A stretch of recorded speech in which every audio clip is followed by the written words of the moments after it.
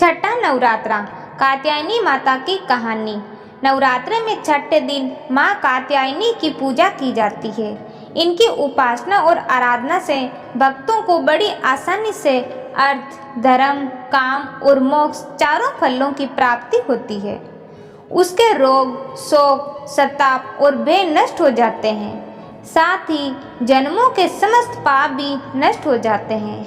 कात्य गोत्र में विश्व प्रसिद्ध महर्षि कात्यायन ने भगवती पराम्बा की उपासना और कठिन तपस्या की।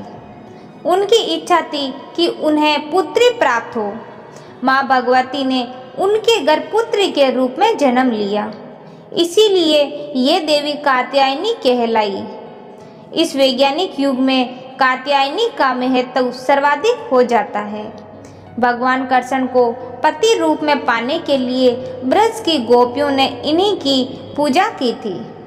ये पूजा कालिंदी यमुना के तट पर की गई थी, इसीलिए ये ब्रज मंडल की अधिष्ठानी देवी के रूप में प्रतिष्ठित है। इनका रूप अत्यंत भव्य और दिव्य है। माँ कात्यायनी की व्रत कथा। पौराणिक कथा के अनुसार वन्मीकत नाम के महर्षि के एक पुत्र था, जिनका नाम कात्य रखा गया।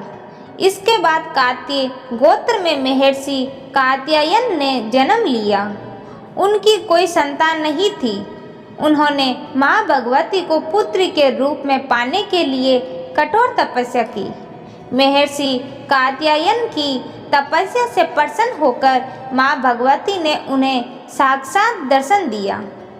कात्यायन ऋषि ने माता को अपनी मनसा बताई।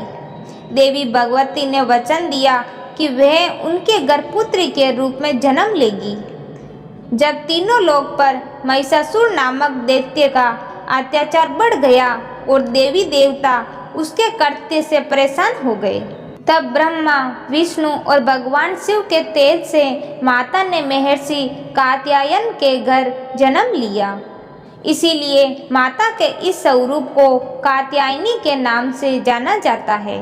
माता के जन्म के बाद कात्यायन ऋषि ने सप्तमी, अष्टमी और नवमी 3 दिनों तक माँ कात्यायनी की विधिवत पूजा अर्चना की।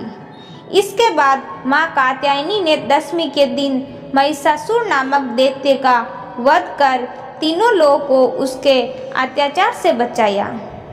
दोस्तों, ये कहानी आपको अच्छी लगी तो लाइक और शेयर, चैनल को सब्सक्राइब जरूर करें। धन्यवाद।